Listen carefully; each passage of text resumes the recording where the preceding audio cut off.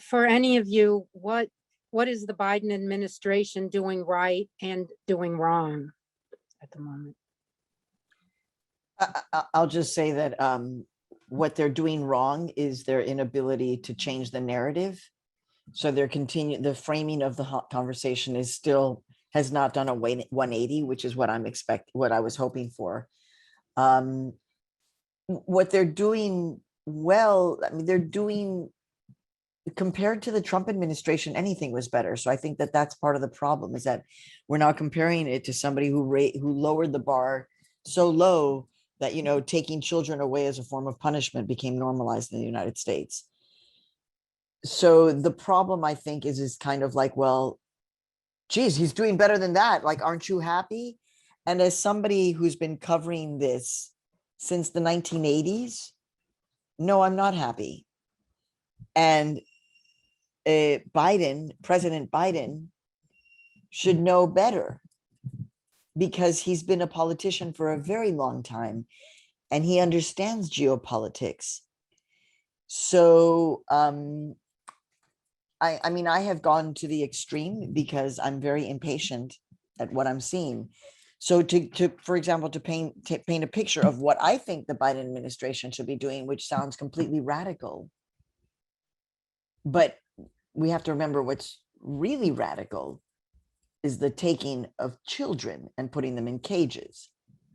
So I say, reframe the situation, Joe Biden, by going down to the border and kissing the children and the babies, kissing them and saying, I see you, I understand you're in pain, I'm going to help you. Kissing the women and offering, you know, a safe place, and saying you don't pose a threat. So I guess just to end is, imagine if the Biden administration completely reframed the whole conversation around immigration, refugees, which right now in this country, they are painted as masses, hordes, uncontrolled, coming to take. And if the Biden administration completely reframed that and said, my gosh, we have a Statue of Liberty. That's who we are. We represent that. We understand you don't pose a threat. We understand that we are supposed to be this role in the world. The Biden administration could actually lock in the Latina vote and the immigrant vote for decades to come if they flip the narrative. But that takes extraordinary leadership and extraordinary risk. And that's why I'm very impatient, because I don't think anybody is prepared to do either of those things on the issue of immigration. Wow. Do either Kate or Carlos, you have anything to add on that? I think for me, when Biden came into office, we were all anticipating that many of the policies that the Trump administration put in place would change.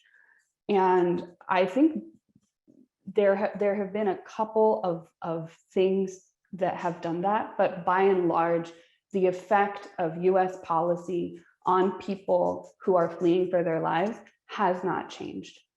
And I think at this moment, the biggest reason for that is this thing called Title 42. So Title 42 is an order that the Trump administration put in place, arguing that because of the pandemic, we should not be allowing people to cross into the United States who do not have the travel documents to come. And so that means asylum seekers. That means people who are crossing through the river or over the fence, or people who are presenting at ports of entry and saying, help me, my life is in danger. And so since March of last year, we have, under this Title 42 rule, been immediately expelling people either to Mexico or to their countries of origin. And I think, that also gets glossed over a lot. And it's problematic because when you look at the root of asylum law, whether you're looking at US law or international treaties that we are part of. This idea of non-refoulement, this idea that you cannot send somebody back to a place that they have fled without screening them and seeing if they qualify for refugee status, because that's all our asylum system really is a screening process to see whether or not somebody counts as a refugee, right? The person has come and said, I need protection. And so it's a giant screening process. But so we're not allowing people access to that screening process. We're immediately expelling them.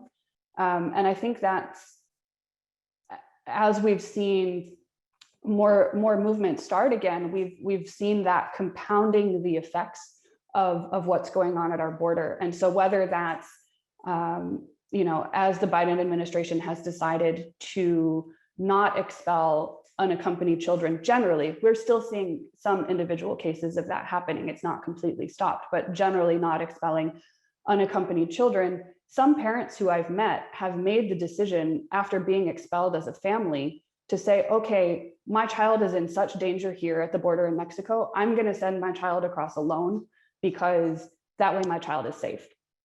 And I've met, multiple parents who that's happened to. And so then you have unaccompanied children moving into the system to care for unaccompanied children that, so much of the conversation is about how that system was not resourced in the moment when it needed to be. And you're adding to that by expelling these families. On top of that, and this is something that I think has also gotten a little bit lost in the conversation, is that the Biden administration has actually added to the way that people are being expelled that the Trump administration wasn't even doing by putting people on flights from one end of the border to the other to expel them to a place that they don't even know. And so you have people crossing the border in the Rio Grande Valley in Texas, and some of those people every day are put on a flight and flown to San Diego and put across the border to Tijuana, which they do not know. And that, I think, for me was very surprising. It's one thing not to change policies, and we thought the change would start to happen, and it hasn't really happened. But that for me was sort of like, oh, like they're even tweaking the policies in a way that puts people in even more desperate situations. And that was very much a surprise for me when I found out that was happening. And I don't think that's being focused on. We have an administration that promised putting a humane system in place. And what I see from most reporters who have access to ask the questions of administration officials directly is, rather than saying, when are you going to make a humane system, they're saying, when are you going to stop the people from coming? And as a local reporter here, seeing what's actually happening, that's been a huge frustration.